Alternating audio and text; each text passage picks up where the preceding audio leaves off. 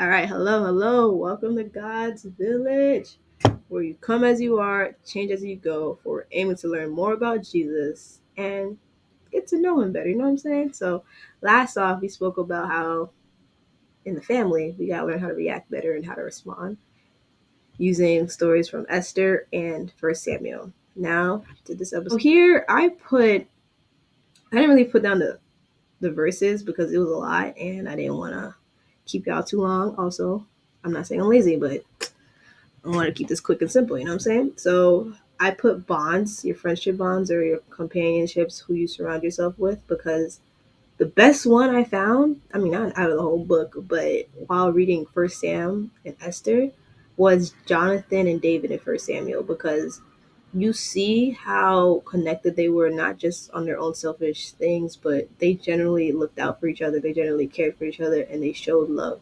And I'm not gonna lie, when I read it, I was like, yo, this is beautiful. But in my mind, I knew. I was like, in my, I was reading it, I was like, I know mad folks thought this was sus. I know they did. And it's sad to see that and know that, because not only is it the culture to show and be gratitude, to show gratitude and to be about grace and love, it was the fact that in America, like, men don't show affection. They just be like, I appreciate you. They just like do the top back, you know what I'm saying? They don't really show affection, and if they do, they don't want to be called out for something. And it's crazy sad, because we all need affection, not to be like, oh, rub your homie's back or whatever and stuff like that, but it's to show like, hey man, I'm here, you're here. Again, I'm not a guy. Who am I to speak for a guy? But it's the fact that I could imagine how people were turned off when they read about Jonathan and David. And it was like, they were both straight dude. They were men of God, guys. They were men of God. So it was like, they didn't act out. They didn't do nothing crazy, but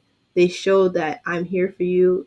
You're there for me. I love you like a brother, if not more. Like, I take care. They took care of each other. Like, some things went down, and you could see that certain positions did not matter to them. Like, they want to go through God's work and do what needs to be done. Their character was so top tier, and it shows sometimes, what's the birds flock together, because the character David is, Jonathan was just as so, but more disciplined, I think. I think that's what I'm saying, okay? And I feel like if Jonathan were to live a bit longer, certain issues David was in could have stopped him long gone. I feel like Jonathan would have snapped him out of it or been like, nah, you're wrong. And that's what things we need too, accountability, and we don't need to sugarcoat everything. Sometimes we need that rough hand. We can't always get sugarcoat, but either way. So to give a backstory and how even amazing their relationship is Saul is Jonathan's dad, and we all know how, as I explained earlier, Saul was trying to kill David because God anointed David to be the new king because Saul wasn't playing the part. So in that, Saul keeps trying to come at Jonathan and is on some, yo, why are you buddy with David anyway? He's gonna like take your position, blase blase. And Jonathan is like, it don't even matter to me, bro. Like, if that's who God said that's gonna be for, that's for what it's gonna be for. And it's also on some, the way how the whole system was. Jonathan wasn't for it. I don't know why I'm making it seem that it's like a movie, it's like a TV show. I'm like telling you all the bits in the way I am, but that's one relationship I was like, nah, I want something like that. I want a Jonathan and David. I want a Jonathan and David. No, I'm not some funny stuff. But I have next here is Doeg and Saul.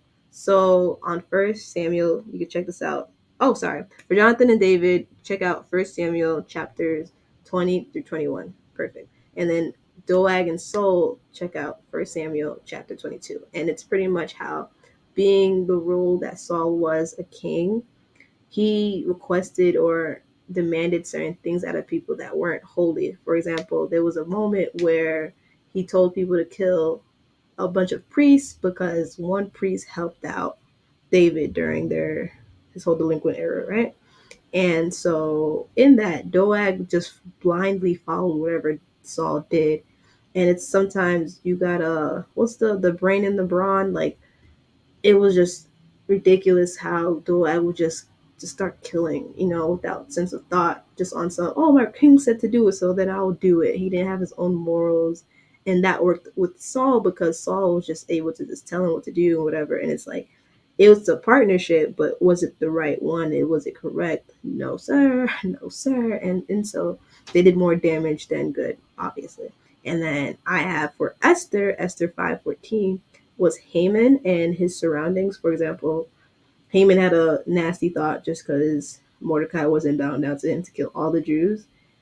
Just because one person, Mordecai, did it, it was like, nah, you gonna learn today. That's how Haman was feeling. And then that he was telling them, oh, this I'll have all these things, but these don't satisfy me type thing, and how like I want to kill Mordecai and his wife and his buddies or whatever who were surrounding him was on some giving him ideas, and his wife said, why don't you just build a pole? And even someone close to you as who you love and stuff can give you bad ideas.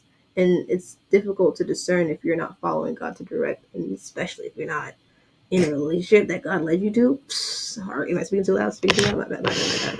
But yeah, so those are two negatives. I know I should have had a positive, but I was thinking about friends, and I was thinking like Mordecai. I was like Mordecai and Esther are actually like related. So I was like, that's family. And also, I'm thinking now when the King Xerxes and one of the wise men actually when sorry guys I'm like all over the place but at the same time in order, when King Xerxes and one of the wise men, I feel like his relationship with them was actually pretty great. I might put that in a slide later, but I understand that now to see that King Xerxes and his wise men, they weren't on some selfish stuff. I mean, obviously there was like, yo, check your wife. It was like they really objectified their wife though, but it was like check your wife because if you allow her to do it, that means all the other wives are going to do it. And when he asked them for advice and do stuff, they did follow through. But it's like that's like a give and take relationship. That's not a healthy one. And I keep going back to Johnathan and David because they didn't give and take. They actually was able to like feed onto each other, and God was their compass, and therefore they kept growing, elevating. But that's it for today. Thank you guys. Stay awesome. I don't know why I did that. All right. Peace.